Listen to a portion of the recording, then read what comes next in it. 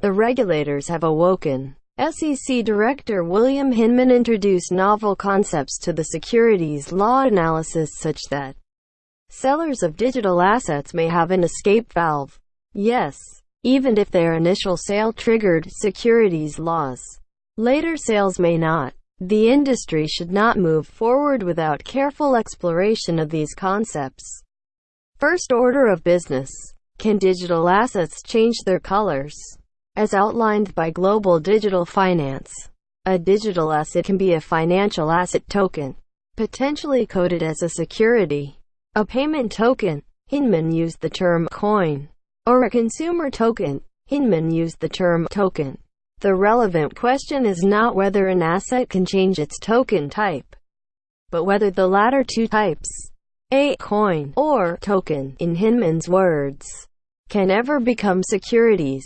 Whiskey as a security? Director Hinman's discussion of Scotch proves instructive. The SEC director carefully teased out a distinction between a consumer item and its manner of sale. The ultimate takeaway: whiskey is never a security, but its sale can trigger securities laws. It would be ridiculous to say whiskey morphs into a security because of how it is sold.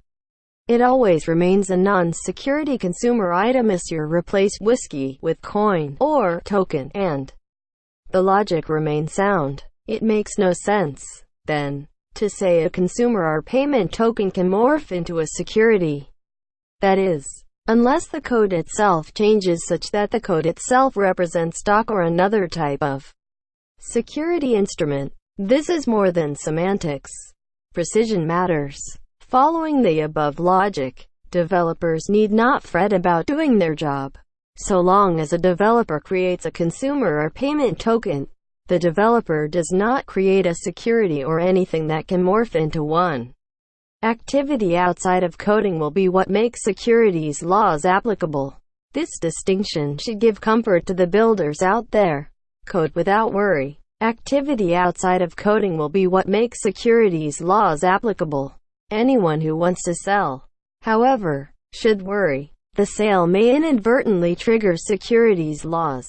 Purchasers in any sale will form expectations. The sales process must manage these expectations so that buyers do not think they will profit from the managerial efforts of others. Hinman's guidance. Director Hinman's remarks provide some principles to follow for anyone attempting a coin or token sale that rests outside of the securities regime.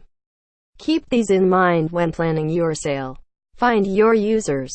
In Howie, promoters sold orange groves to hotel guests, not farmers. If farmers bought the orange groves and worked the land, the Howie test would not exist. Find your farmers. Find the users who will use your network. This will help preserve the argument that you sold to participants who need the functionality the network and the digital assets offer. Build something real, something useful. The Howie analysis weakens when purchasers consume what they buy. A network with real use looks less like it involves an investment contract. The following facts indicate your buyers intend to consume tokens on your network. Marketing targets actual users. Buyers represent they use tokens. Buyers have purchase limits, and buyers have no financial incentive to hodl. Cultivate a distributed village. Director Hinman said a sufficiently decentralized network may not need the benefits of a disclosure regime. Combine prior research with Hinman's suggestion that Bitcoin and Ethereum have sufficiently decentralized networks and practical guidance emerges. Any network with node participation and geographic distribution at least as distributed as the Bitcoin network should be considered sufficiently decentralized. Reward volatility may vary for small miners without making the network insufficiently decentralized. The presence of centralized mining power, even up to 61% of weekly mining power split between 3 miners, does not make a network insufficiently decentralized. The presence of powerful core developers or an influential foundation does not make a network insufficiently decentralized. An open source proof-of-work network may be sufficiently decentralized at inception.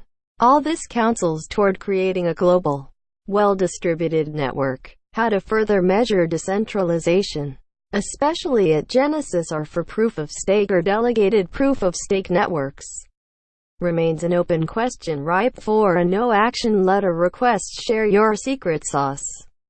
Hinman argued that decentralization correlated with reduction in information asymmetry between promoter and purchaser. Yet decentralization and information asymmetry may coexist where only a small set of developers actually understand changes made to a decentralized network. Disclosure helps, but does not resolve the asymmetry. Only consumer education can, as a matter of policy. However, it would be difficult for a regulator to argue that purchasers need the protection of a disclosure regime where developers have disclosed everything. Layering a disclosure regime onto a completely transparent project would, in Hinman's words, add little value. Disclosure helps, but does not resolve the asymmetry. Only consumer education can. The suggestions above align surprisingly well with core philosophical tenets held by proponents of decentralization. But without clarity on sufficient decentralization, all token sales risk violating securities laws. Fortunately, the SEC has expressed willingness to work with industry participants. Companies should take advantage of this rare offer to shape how securities laws will apply for the foreseeable future. This is a guest post by Josh Garcia, principal at Quetzal Consulting, the Stratasig consulting arm of blockchain-focused law firm Blakemore Fallon. Opinions expressed are his own and do not necessarily reflect those of Bitcoin Magazine or BTC Inc.